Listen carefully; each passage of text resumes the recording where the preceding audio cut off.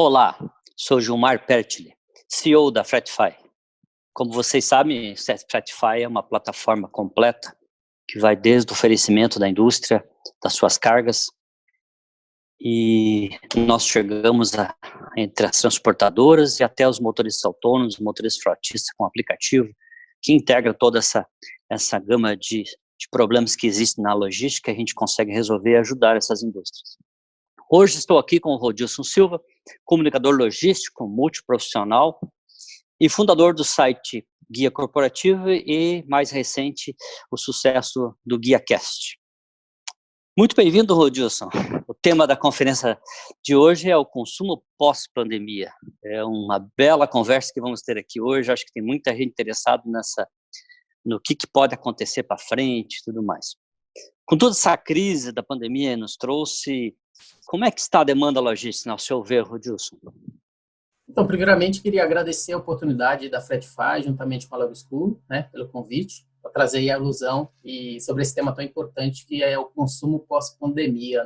Do meu ponto de vista, existe claramente uma dependência da China, infelizmente, creio eu que eu sigo um conceito que diz que a China ela é a fábrica do mundo, os outros países são os shoppings, e devido a isso, uma vez que teve todo esse colapso aí em toda a economia chinesa, isso teve um efeito aí em todos os países, claramente aí no Brasil, porque eu estava fazendo algumas pesquisas para trazer alusão a esse tópico e eu percebi que 51 mil empresas em todo o mundo, eles têm um ou mais fornecedores diretos em Wuhan, na China, que é a cidade ali que teve o epicentro aí, do Covid-19. E se você pega a lista da Fortune, das empresas destacadas dentro desse nicho, voltado à logística e supply chain, 938 dessas empresas, mais destacadas, têm um ou mais fornecedores dentro daquela região.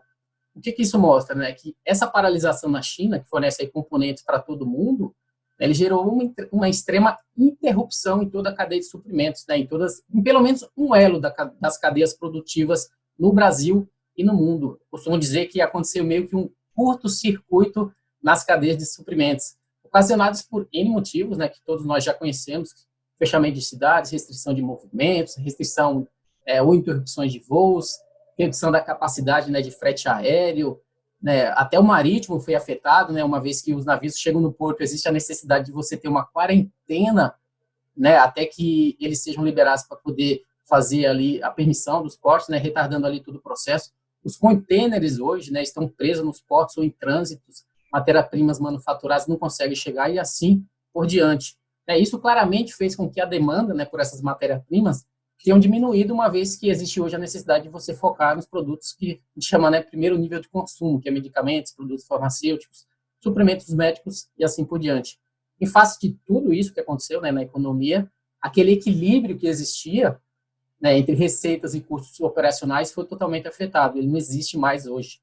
Se você levar em consideração o próprio IPP, que é o Índice de Preço do Consumidor, que mede a evolução dos preços dos produtos na porta da fábrica, sem os impostos e fretes, eles cresceram 1,32% em março, conta aí o IBGE.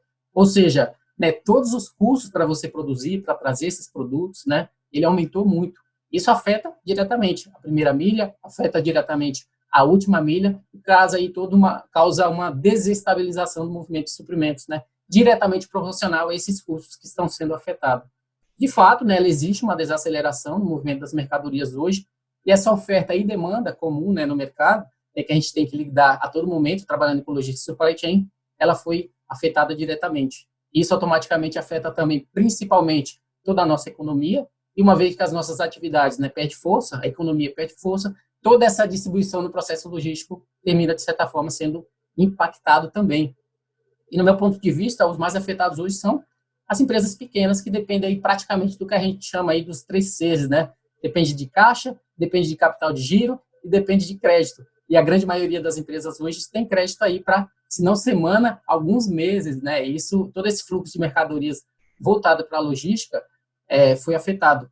E se antigamente já era difícil você trabalhar com SNOP, se já era difícil você trabalhar com planejamento de demanda, se já era difícil para você conseguir um consenso dentro da sua cadeia produtiva e dentro da sua cadeia de suprimentos, hoje, principalmente, isso é muito mais difícil, se não impossível. E uma vez que as necessidades de priorização estão sendo dadas para esse consumo de maior demanda, fica claro que alguns setores, como automobilístico, vestuário, moda, eletroeletrônicos e vários outros, estão sendo impactados aí severamente.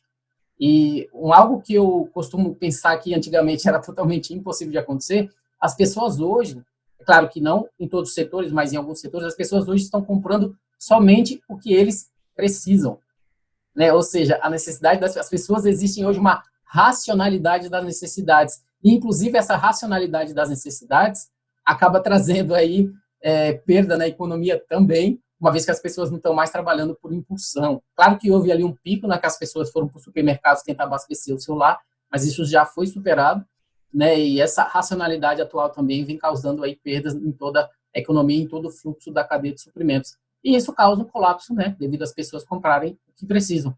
É claro que isso é uma tendência temporária, mas que afeta toda a demanda logística atual, que nesse momento tem trazido crise aí para os principais setores, se não quase todos. Como você bem colocou aí, Rodilson, que achei muito boa a sua explanação com relação ao que afetou a demanda logística, você acha que volta ao normal ou que as empresas, de repente, começam a pensar, puxa, não posso mais depender só da China e vamos começar uma outra demanda logística de suprimentos locais? O que você acha? Então, eu costumo dizer que é o seguinte, né? Todas as mudanças na economia, quando esse tipo quando acontece esse tipo de ação que realmente afetam a economia em geral, né, a história, ela mostra que mudanças ocorridas em períodos de crise nem sempre são temporárias, né? Ou seja, algumas delas se tornam realmente fixas. Ou seja, o consumidor, ele será remodelado fundamentalmente, né? Nossas crenças, nossos comportamentos e assim por diante. Devido a isso, fica claro que as empresas, elas precisam hoje se preparar automaticamente, precisam realmente se preparar para o mundo pós-crise, em vez de se agachar ali e ficar esperando um retorno para o passado. Esse retorno para o passado, ele não vai acontecer, né? O momento, nós já estamos em um momento que a gente chama, né, de nova logística, a logística do futuro. Existe uma necessidade de preparação para isso, é o que a gente chama de antes do Covid e depois do Covid, né? ACDC. Então, existem muitas pessoas falando sobre isso. Mas se você levar em consideração, por exemplo, a Segunda Guerra Mundial, né, as mulheres, né, teve uma participação fundamental na força de trabalho naquela época, uma vez que as mulheres com idade ativa, elas foram empregou um esforço necessário para que pudesse voltar ali ao mercado de trabalho e preencher a lacuna, uma vez que os homens, que geralmente preenchiam aquele mercado, estavam na guerra. E após a guerra, os efeitos dessas mudanças também persistiram, impulsionando a participação feminina no mercado. Isso é um exemplo de uma mudança significativa que acontece quando algo de escala global afeta toda uma economia. Se você pensar também no 11 de setembro, que teve ali, né, o ataque das Torres Gêmeas, né, a maneira que a política, o transporte, a segurança, a maneira que as pessoas viam isso no mundo mudou. Por quê? Houve uma mudança coletiva nas atitudes da sociedade sobre troca de privacidade, segurança pessoal, e como resultado, os cidadãos eles ficaram mais receptíveis, né, à triagem, à vigilância, no interesse coletivo. E trazendo isso para o nosso tempo atual, né, mais recente, na China, quando teve a SARS, que é uma variação aí do coronavírus, em 2003, eles mudaram, houve também uma mudança de atitude em relação a compras, né? As pessoas começaram a comprar mais pela internet, mais pelo varejo online, e depois que a crise terminou, o que aconteceu? Esse tipo de comportamento também permaneceu, trazendo aí, né, a ascensão de empresas como a própria Alibaba, né, e outros gigantes digitais. Então, esses exemplos deixam claro que o comportamento em face dessas crises mudam. Isso para o nosso cenário atual, a gente já vê que já vemos a pandemia está mudando a forma como trabalhamos, mais ênfase no trabalho remoto, colaboração digital, higiene no local de trabalho, proteção de mais idosos e trabalhadores temporários. Então, essas mudanças significativas e esses padrões, né, já estão trazendo aí toda uma diferenciação para quem está colocando isso em prática e usando isso como referência para progredir como empresa e principalmente também como profissional. Se você for fazer uma análise de cartão de crédito hoje, você vê que já existe um aumento gigante em relação a isso, quer seja a compra de produtos farmacêuticos, que aumentou em torno de 50%, compras online na Amazon, Mercado Livre, iFood, setor de farmácia, supermercado também aumentou. Então, é claro que essas mudanças ocorrem, né, não devemos esperar que todas elas sejam permanentes, né? Por exemplo, falando do 11 de setembro, né, dos ataques, ali depois de 15 meses as pessoas voltaram a andar de avião, mas inicialmente, né, teve todo, né, uma restrição das pessoas voltarem a andar de avião em face daquele ocorrido. Mas isso no decorrer do tempo mudou. Então, nós veremos que alguns padrões de consumo também serão revertidos às linhas anteriores, mas a grande maioria deles em velocidades diferenciadas. Então, vale a pena considerar, né, e distinguir entre esses consumos temporários, o que é temporário e o que não é, e principalmente as empresas se preparar para poder ter a capacidade de identificar, né, o mínimo, né, dessas alterações para poder trabalhar seus recursos a fim de suprir essas novas necessidades que vão surgir em face dessas mudanças no consumo pós-pandemia. É claro que dá para perceber, já, que algumas coisas irão mudar. O e-commerce subiu muito, as pessoas até se viram obrigadas a usar mais o consumo do e-commerce, comprando coisas sem sendo entregue em casa. A logística, nesse caso, também poderia mudar, talvez, porque se percebe que essa área subiu muito e elas não estão integradas, elas estão soltas, né? Mas a gente não consegue prever o que vai acontecer com alguns setores, por exemplo. Eu até faço essa pergunta para você, porque eu não consigo imaginar. A alimentação voltou ao normal, mas será que será sempre normal? Será que nós tenhamos esse momento? Se eu fosse hoje uma área logística, no que eu devo me preparar, por exemplo, no agronegócio? Muda, não muda?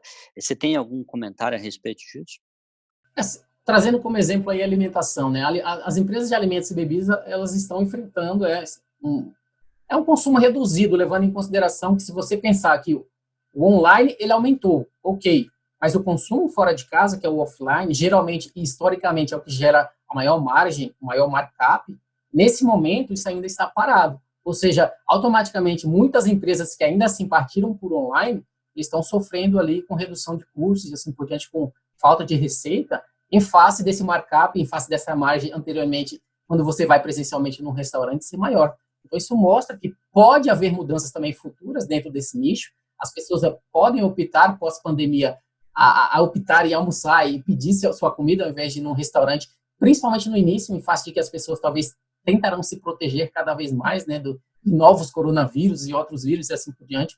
Mas eu vejo que quando a situação ela começar a normalizar, em se falando de alimentação, as coisas começarão a voltar mais normal, né? Mas pensando nisso, as vendas perdidas nas últimas semanas e meses, isso é algo irrecuperável, né? Se você tem uma expectativa também posteriormente de uma recessão econômica, as receitas dessas indústrias de alimentos e bebidas provavelmente estarão sob pressão, né? Quando tudo voltar ao normal. Então, eles vão precisar rever suas estratégias, eles vão precisar rever, né? Racionalizar suas gamas de produtos, avaliar resiliência, agilidade de suas cadeias de suprimentos, suas rotas para o mercado, né? E vão considerar, inclusive, né, hoje em dia, se você parar para pensar que as commodities, né, os preços aumentaram muito, né, os custos dos alimentos também teve um aumento significativo em face da demanda, clara, né? Então, eles precisam entender como balancear isso dentro da sua cadeia produtiva em face do retorno aí das atividades. Mas, claramente, isso, se você parar para pensar que algumas empresas tiveram que partir para o online às pressas, né, porque não tinha todo um planejamento estratégico para isso acontecer, né? É o que a gente fala, as empresas hoje ela precisa ter a capacidade para responder, recuperar, para poder prosperar. E isso, em face disso, elas precisam fazer o quê? Fazer essas otimizações necessárias agora, né, em face do home office, mitigar riscos agora, em face, né, de tudo que está acontecendo, desenvolver planos de contingência, se já não existiam, envolver-se com os fornecedores, acho que esse é um ponto-chave, né, uma vez que você precisa manter todo o fluxo ali de alimentos, né, mitigar os riscos, gerenciamento de capital e assim por diante. Então, isso já nos dá lições, né? São lições aprendidas que, mesmo após o Covid, você precisa colocar em prática para que você consiga, dentro da indústria de alimento, manter, né, todo o seu fluxo normal de atividade e recuperar, nem que seja um pouco, o que é irrecuperável em face do que já passou, que se torna cada vez mais difícil. Trazendo isso um pouco agora, falando um pouquinho do agronegócio, né? Eu sei que o agronegócio, já existem muitos planos de contingência em face disso, né? Ramos de destaque, você tem aí planos voltados para laticínio, para pecuária, né? Existe um alerta, né, devido à ausência de importação e importação, né, no mercado, uma vez que várias fronteiras de vários países estão fechadas, então se torna um pouco difícil você trazer esses produtos que são automaticamente necessários para esse fluxo de negócios, mas um dos setores que está afetamente direcionado ao agronegócio é o setor de commodities, como eu falei, que já está sendo afetado com o aumento lá em cima nos restaurantes, mas que ainda assim registra um pouco de perda de milho, perda de soja, maior preocupação, né, com o momento futuro, em face de que agora é o momento das plantações. Agora é o momento de você trazer por exemplo, produtos necessários para o setor agropecuário, que é fertilizante, agrotóxicos, e você não consegue fazer esse processo de importação. Ao mesmo tempo, você tem o dólar que está batendo mais de R$ 5. Ou seja, os itens estão custando mais caro, o custo de produção está ficando mais caro, deixando claro que o coronavírus ele provavelmente vai impactar, né, o planejamento da safra de 2020 e 2021. A 2019, 2020 não, né, porque tem uma perspectiva de aumento aí para em torno de 251 milhões de toneladas de grãos, mas em face de que você hoje, principalmente para quem está aí, acho que no sul tem todo um fluxo abrangente de plantação, de você se preparar, de você comprar agrotóxicos, de você preparar para a próxima safra. Isso está sendo afetado agora, que você deveria estar nesse processo de planejamento e preparação. Então, é um setor que, apesar das commodities estar mais altas, de você não conseguir importar, existe sim, está sendo afetado claramente, mas eu acho que mais futuramente as próximas safras. Essa safra de 2019 e 2020 já está garantida e com perspectiva aí de alta em face dos anos anteriores. Até porque o dólar está lá em cima, então a agronegócio nesse momento vender está bom. Agora, quando chegar os insumos a $1 de quase 6, esse custo do agronegócio fica grande. Rodilson, dentro do Fretify, nós temos muitos clientes da área de alimentação que tiveram um crescimento grande de cargas, então houve um aumento, claro, até pela demanda, acelerou, muita gente comprando coisas. A alimentação passou a ser o item essencial básico que as pessoas consomem mais, né? Mas também temos muitos clientes dentro da Fretify que são da construção civil, que utilizam nossas aplicações e que houve uma parada bem grande, assim, voltando agora devagarinho. Eu queria ouvir tua opinião sobre a construção civil, porque a construção civil passou por um período muito ruim nesse passado que nós tivemos aqui no Brasil, em que nós tivemos pouco crescimento, praticamente estagnou, e ele estava começando a dar aquele passinho, né? Tipo a criança aprendendo, ele estava dando o primeiro passo, daí chega o Covid, será que isso para tudo de volta? Qual é a tua visão a respeito da construção? Então, eu já trabalhei na construção civil, né, na parte de planejamento, eu era coordenador de operações de melhoria de processos, levando em consideração que a construção civil ela vive de lançamentos, ou seja, é o prédio que vai ser construído, você depende dos lançamentos das pessoas que venham comprar, em face que esses lançamentos, né, estão, principalmente nesses 2 trimestres, praticamente zerados, né, os estandes de vendas estão fechados, né, o número de cancelamentos, né, de extratos, que eles costumam chamar, né, subiu aí, devido a 3 fatores que eles costumam dizer que são dificuldades financeiras das famílias, aumento do desemprego, queda de renda e assim por diante. Então, o consumidor final, que gera a receita necessária para esse nicho de construção civil, também está se vendo afetado. Então, inicialmente, existe também um cenário significativo em face dessas paralisações no setor. Mas o que eles dizem, né, no mercado é que esse cenário ele não é tão negativo porque as construtoras ou intermediadoras, que a gente fala, têm caixa, né, suficiente para sobreviver e retomar o crescimento a médio e longo prazo. Uma vez que essas empresas têm esse caixa, elas conseguem se manter dentro desse período, né, teoricamente bem, e se preparar para o segundo semestre, se não 2021, para voltar com tudo. Mas isso depende muito do nível de confiança do consumidor, que é o que a gente costuma dizer, né? Esse nível de confiança é bastante longo, uma vez que você depende ali de 5 a 6 anos entre a compra do terreno, lançamento e entrega do imóvel. Se esse índice de confiança cai, a recuperação desse setor ela não é tão gradativa como a gente espera. Então, provavelmente, se tudo ocorrer conforme esperado dentro do segundo semestre, né, considera-se uma retomada gradual, né, dos negócios para normalização em 2021, mas esse cenário provável de retomada ainda está em risco, né, a médio prazo, levando em consideração que existe todo esse prolongamento do lockdown, ou seja, é necessária uma cautela necessária devido a esse maior risco que o setor ele está enfrentando. Mas é negativo inicialmente, as construtoras têm caixa necessário, o nível de confiança ainda é baixo, mas a perspectiva aí para o segundo semestre para 2021 também são boas em face da recuperação do setor que já estava vindo de uma bolha aí, que é o que a gente costuma chamar bolha imobiliária, que estava se recuperando, agora acabou ficando para trás, mas eu acho que os sonhos das pessoas que querem adquirir imóveis continuam, as pessoas vão dar uma pausada, efetivamente, dentro desse sonho específico do setor imobiliário, mas que provavelmente no ano que vem isso vai retomar e as construtoras vão se permitir, né, usar esse caixa que eles têm para poder trazer o setor aí para o melhor cenário possível. É uma boa questão essa, porque se nós tivermos uma recessão ou uma depressão, talvez as pessoas demorem um pouquinho mais para adquirir um imóvel, Exato. é um bem caro, né? Se você fosse uma indústria hoje, pensando assim, vamos falar para a indústria que estão nos ouvindo, são muitas indústrias que são clientes do Threatify e que ao mesmo tempo estão participando do nosso Log Conference. O que você deveria se preparar na tua visão? Assim, o que eu devo começar a pensar? Porque, claro que tem muita coisa, a gente tem que adivinhar, né? A gente sabe que a demanda vai mudar, a gente sabe que as pessoas podem querer comprar mais perto de casa, mas não sei, tem tanta coisa para se pensar nisso. O que você teria de opinião a respeito disso para ajudar essas indústrias nesse momento que estão ali, principalmente a pequena, né? Porque a grande tem sempre planejamento a longo prazo, a pequena não, ela é curto prazo, ela está... a gente percebe que tem muitas ali, por onde eu vou, eu fecho, eu troco produto, eu mudo, eu paro de comprar da China. O que você imagina a respeito dessa retomada? Como eu citei anteriormente, né, no exemplo da Segunda Guerra Mundial, naquele momento houve o quê? Necessidade de inovação forçada.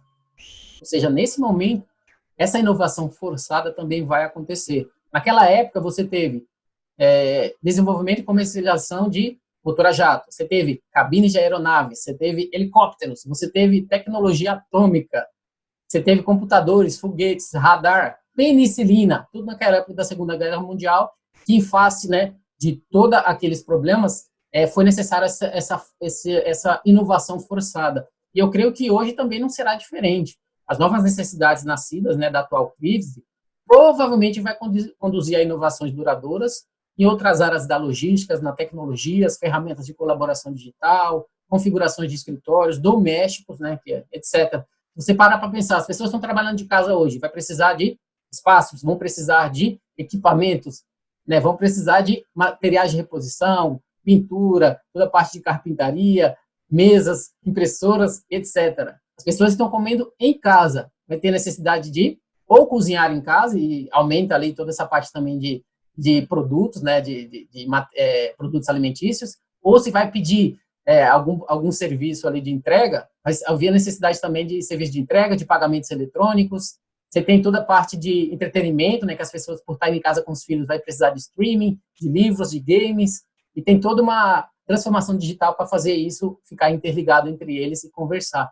Então, apesar de ser muito cedo da gente falar das possibilidades, né, que pode acontecer, as organizações ela podem usar como exemplo a própria China. Eu acho que é um exemplo claro para a gente em relação, levando em consideração que ela está à nossa frente, ou seja, tudo que ela já passou, provavelmente ainda vamos passar, a gente tem que usar esse know-how deles para poder também nos direcionar, né, que tipo de restrições que vai acontecer, o que pode ser atenuado, que tipo de atividade pode ser reiniciada a curto, médio e longo prazo e assim por diante. Então, eu acho que a China é um exemplo interessante para a gente usar como referência para melhorar nossas operações. Em face da sua pergunta, né, como as indústrias elas podem se preparar para esse tipo de retomada, eu acho que preparei aqui algumas respostas interessantes. Creio eu que a primeira delas seria esperar mudanças e olhar para o futuro.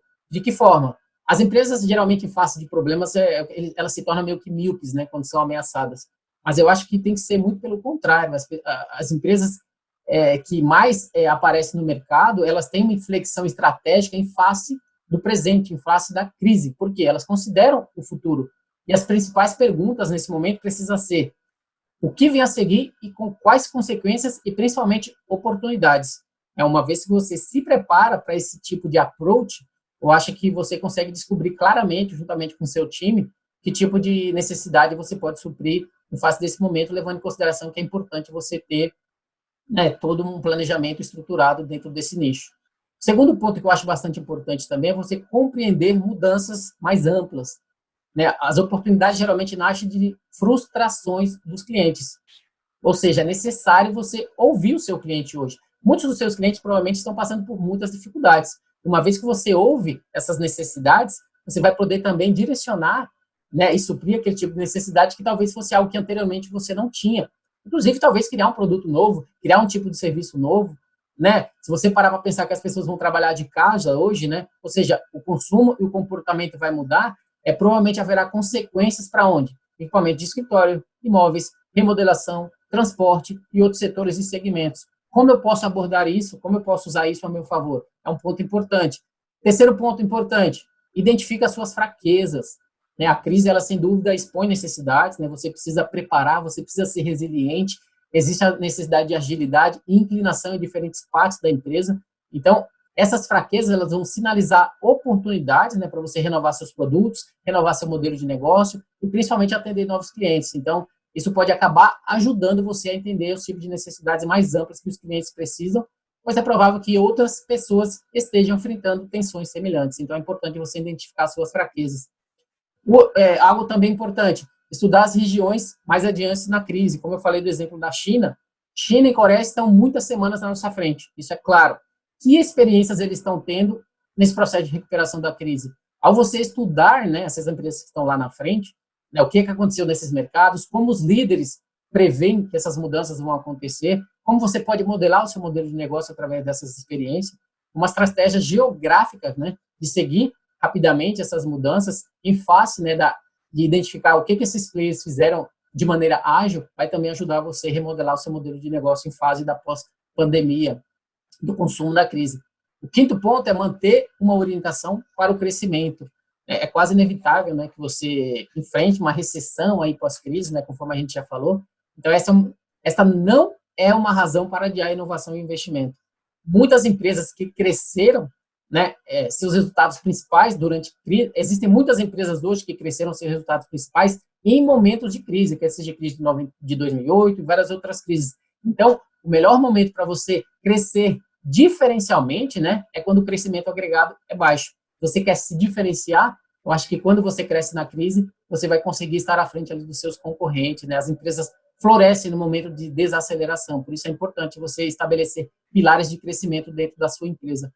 E o último ponto sobre isso, né, o que as empresas precisam fazer, é estar apta para a personalização. Eu acho que é importante em face das expectativas dos consumidores, né, que exige aí uma experienciação personalizada, né, esse maneiro de consumo vai mudar. Então, uma vez, essas empresas precisam partir para estratégias bem-sucedidas dessas gigantes de varejo estão fazendo hoje, como a própria Amazon, estão tendo um approach personalizado com atendimento e nível de serviço do cliente. Você tem, as empresas estão adotando processos em nuvem, adoção de inteligência artificial, maneiras de encontrar equilíbrio, né, entre o que os clientes desejam e as opções das marcas. Então, a partir do momento que você tem esse approach de personalização, identificar o que o cliente quer, isso também vai fazer toda a diferença dentro do seu nicho, do seu modelo de negócio. É o que eu sempre indico, os 3 vezes da cadeia de suprimentos. Você aumenta a sua visibilidade, você aumenta a sua velocidade, você reduz a sua variabilidade. E é isso que o cliente quer, né? Velocidade, né? Você, através da visibilidade, que gera menos variabilidade. Isso você só consegue você tendo torre de controle, você tendo roteirizadores, você tendo software de rastreamento, monitoramento em tempo real, né? Apenas com esses dados que você consegue ali oferecer para o cliente, né? Redução de custo, eficiência de produção, eficácia de vendas e informação, né? Que é tão importante hoje. Que eu digo, a informação nunca foi tão imprescindível quanto ela é hoje. E muitas empresas já estão aproveitando essas condições negativas, né, para atualizar seus modelos de negócio, através de ponto de retirada por aplicativo, você tem comprovação de entrega por voz, né, coisa que leitores de códigos de barras, que já emite raio UVB, que segundo eles já elimina aí algum vírus. Então, a pandemia, ela acelera a transformação na logística, assim como aconteceu anteriormente, essa aceleração obrigatória, né, vai acontecer. E muitas empresas de entregas, por exemplo, Express, eles estão trabalhando no modelo de Black Friday, né, com entregas aumentando, com tudo isso acontecendo, e eles estão se reinventando nesse momento de necessidade. Então, eu acho que existe agora um momento de transformação para que a empresa, né, precise estar apta para se tornar, né, para estar fazendo parte dessa logística do futuro. Eu acho que a logística do futuro é o que vai moldar as empresas que vão continuar fazendo a diferença, né, em toda a cadeia de suprimentos. Achei muito boa a sua colocação agora, porque realmente acontece isso. Eu já passei por receber mercadorias com gravação de voz, achei fantástica a solução. Nós também passamos por um momento assim, porque a Fretify é uma startup que nasceu há pouco tempo, mas como é uma startup, ela tem uma agilidade e isso é muito importante em um momento como esse. Como estamos na nuvem, 100% online, ajudando tanto uma indústria até o ponto final do comprovante de entrega, isso fez com que nossos clientes não tivessem dificuldade em operar remotamente. Então, ou seja, quem é cliente Fretify pode continuar operando, mesmo sendo a parte logística ou a parte de transportadoras ou os caminhoneiros, tudo interligado. isso fez uma mudança importante, porque a gente percebeu também que muitas indústrias, elas precisam saber onde está a carga, pega o telefone, mas o telefone, essa pessoa está em casa, ela não consegue falar, o telefone também não está na nuvem dessa empresa, porque ela também é tradicional, e acabou quebrou isso. Por outro lado, você vê que esse processo, como tem o Fretify, é uma plataforma moderna, online, nova, gere a carga de uma forma mais leve, todo mundo interligado, desde da indústria, todos os processos e tudo mais. Você acha que teremos que mudar também pessoas, ou contratar pessoas? Podemos citar também, depois podemos falar até do LogSchool, que é nosso parceiro, mas eu falo na sequência. Na hora de contratar alguém, será que essa indústria tem que repensar, trazer alguém diferente ou não? O que você acha dessa mudança? É um comportamento que tem que mudar, né? Comportamento é uma coisa, dá trabalho mudar, mas eu acho que pensaríamos dessa forma também? Então, eu acho que eles precisam andar na mesma direção, né, de mão dadas na mesma direção, profissionalmente, para atingir o mesmo objetivo, né, porque, assim, o funcionário, ele reflete ali, né, a visão, a missão da empresa. Então, esse funcionário também precisa estar preparado, não somente a empresa. A empresa hoje, ela vai usar, como a gente falou, o Fretify, ela vai usar todos os serviços necessários que as empresas vão prover ali para aumentar a visibilidade, mas o profissional também precisa desse tipo de atualização, né? Ou seja, você tem, hoje, a LogSchool fornece cursos online, você tem os softwares necessários para manter o seu negócio rodando com a visibilidade que você precisa. Você tem podcasts hoje, como o próprio GuiaCast, que traz ali conteúdo em áudio. Você tem vários exemplos de tudo que está acontecendo no mercado hoje que proporciona esse tipo de aumento da sua capacidade ali profissional. Você precisa ter a capacidade de usar todas essas ferramentas necessárias. Por exemplo, no próprio GuiaCast eu falei de uma notícia importante que a própria empresa, né, aquela empresa Dourado Papel e Celulose, ela estava recrutando alguns funcionários, alguns caminhoneiros e fazendo a entrevista via conferência, videoconferência. Ou seja, se o profissional não está preparado para fazer um tipo de entrevista via conferência, ele não vai estar apto para entrar dentro daquele mercado de trabalho especificamente, que isso vai aumentar cada vez mais hoje. Então, isso é apenas um exemplo especificamente de algo simples, né, associado à sua área de atuação. Mas isso para você como profissional, você aprender cada vez mais o que a empresa necessita, identificar que tipo de necessidade está em falta no setor e se preparar para você ser a pessoa, né, que as empresas estão procurando, faz toda a diferença. É o que eu costumo dizer, né? Não é o profissional mais qualificado que consegue o trabalho, é aquele que tem a capacidade de convencer a empresa de que ele tem o que é necessário para estar naquela função. Então, é muito importante você saber também, além de ter as qualificações, é saber se vender apropriadamente para que você consiga estar bem no mercado de trabalho e fazer toda a diferença e, principalmente, encontrar uma empresa que já aplica tudo isso para que você possa crescer pessoal e profissionalmente dentro dessa novo consumo, né, pós-pandemia, que é o que a gente está falando aqui da cadeia de suprimentos.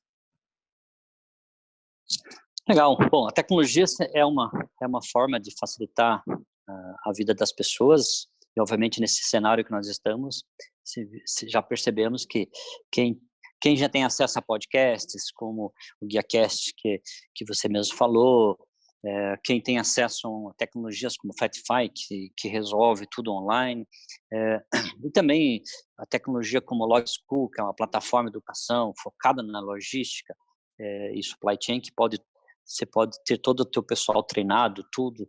Isso também é tudo à distância, que nesse momento passa a ser importante, mas isso tudo já existe e é importante que as pessoas tenham acesso e que venham. E uma conversa como essa com você é um grande prazer. Foi muito bom, eu acho que esclareceu muitas dúvidas aí das pessoas. É um momento difícil, é um momento em que as pessoas precisam de apoio e precisam também de alguns insights, né? O que eu faço para frente? Eu queria agradecer muito a sua presença, Rodilson. Acho que foi quase uma hora aí de uma conversa que passou muito rápido, eu nem percebi. Realmente foi um grande prazer. Se quiser fazer alguma consideração aí, fica à vontade. Eu queria só deixar claro, né, que esse consumo pós-pandemia vai mudar, as empresas vão precisar mudar, o profissional vai precisar mudar, então acho que é importante e relevante todas as considerações que nós falamos aqui, que a gente entenda, né, que a logística do futuro, né, é o profissional do futuro e a empresa do futuro, e quem quiser permanecer no futuro precisa se preparar como empresa, se preparar como profissional, para que a gente consiga aí, né, tá suprindo todo esse consumo e todas essas necessidades frente ao que está acontecendo hoje, mas principalmente, né, se manter nesse futuro trazendo um bom serviço como empresa e como profissional de supply chain. Muito bem colocado. De novo, agradeço a sua presença e obrigado a todos que estão nos ouvindo, vendo. É um prazer muito grande e até uma próxima. Obrigado, gente. Até Obrigado. mais. Tchau, tchau.